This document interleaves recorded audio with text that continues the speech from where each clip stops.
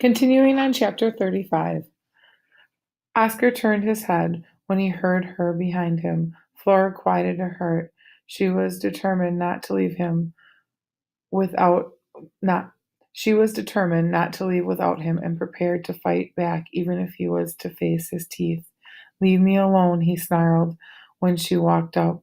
Where are you going? It doesn't matter. Oscar set out again, his tail dragged in the snow. Flora kept in step beside him. She gathered her courage. You need to go back there. You're lying. Oscar lunged at her and snapped his teeth back next to her cheek. Flora flinched, but she didn't back away. Oscar growled into her ear. I don't deserve to be called a sled dog any longer. It's over for me.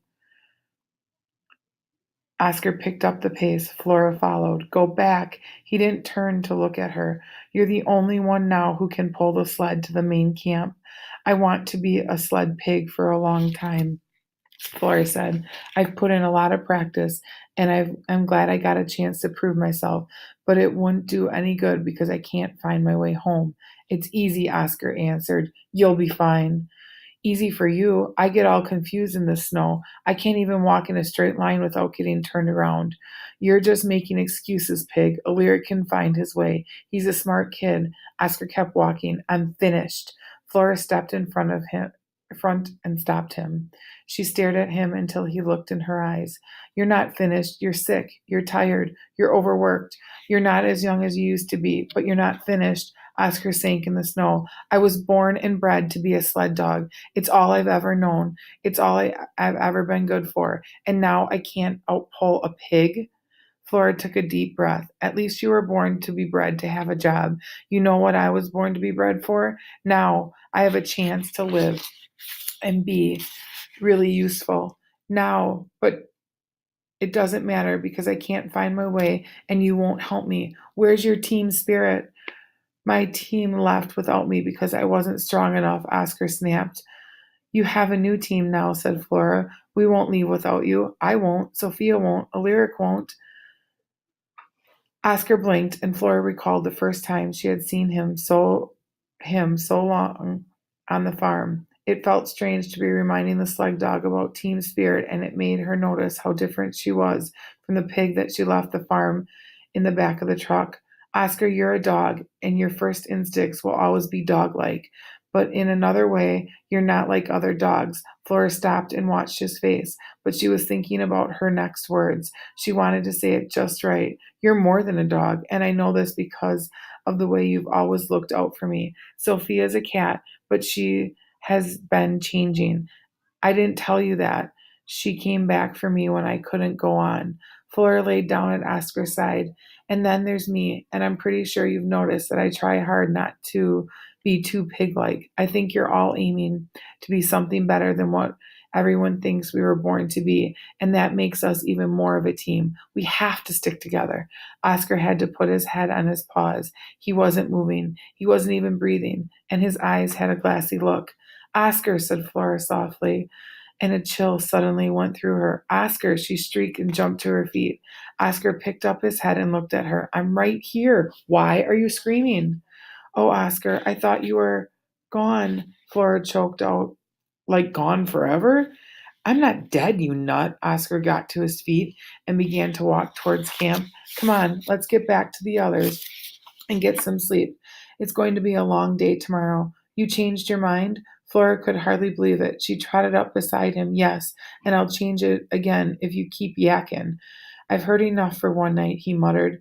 Cats can't, cat, but not a cat. Pig, but not a pig, he snorted. Dog, but not a dog.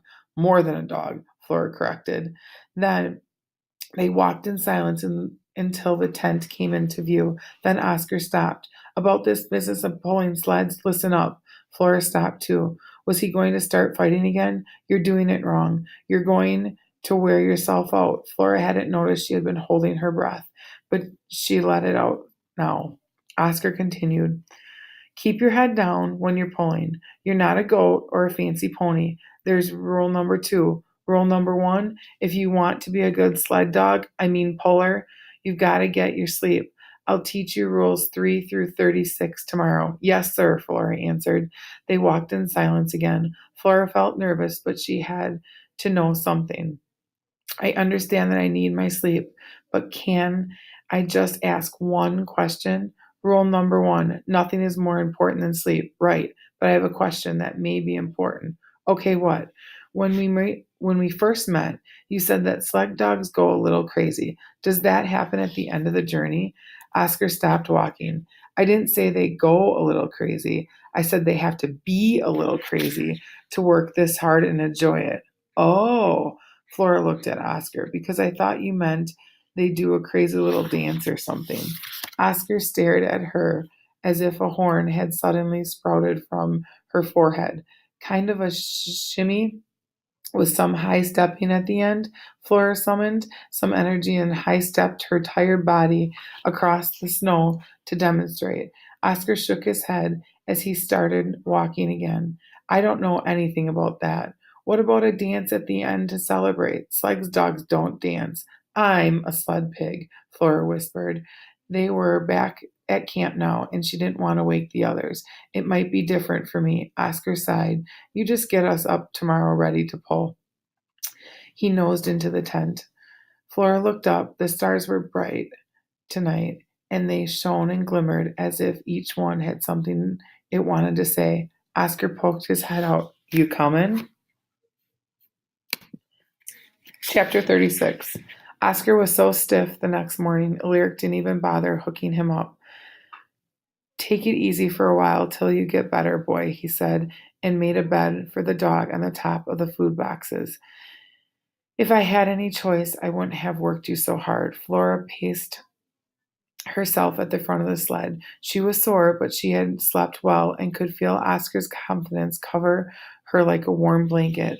I might as well make a harness for you today, Pig, said Lyric. It'll be easier on your neck. She was thankful for this, especially when she saw Lyric struggling with the knots and blowing on his hands to keep them warm. When he was finished, the rope loops around her chest and behind her front legs and up the either side of her ribs. The whole arrangement fit over her coat, and once they were moving, helped make the pulling much easier. Hike! Shouted Lyric, with everything was ready. Head down when you pull, barked Oscar from his place on the sled. Remember rule number 2, head down until you get to speed. Let your shoulders do the work, not your neck. Flora smiled, put her head down and pulled. Rule number 3, pace yourself. Don't wear yourself out before you get where you're going. Flora eased up a bit and turned her head. I know someone who needs to practice that rule. Rule number 4, do not turn around while you're pulling. And rule number 5, do as I say, not as I do. From time to time, Oscar barked out directions and Flora would steer left or right to keep on course. A Lyric pulled from the front or rolled the rope up and pushed from the back. Just before nightfall, Flora heard Sophia give out a loud yowl. I think I see something. Hey, deputy, look up ahead. Flora broke into a trot. The camp came into view. A Lyric hollered, Flora, far ahead. Flora saw 2 specks come limping out of the snow shelter. They've done it. No one was going to die. Not now, anyway. Excitement and happiness bubbled inside her. And then she couldn't help it. The tiredness and sore muscles dropped away as she reared up on her hind legs and hopped. She trotted a bit more and then kicked her back legs to one side, then the other. Behind her, Oscar started barking. Dance and shimmy all the way, Pig. You did it. Flora surged against the rope one last time. She jumped and twisted in a crazy little dance as the sled coasted in.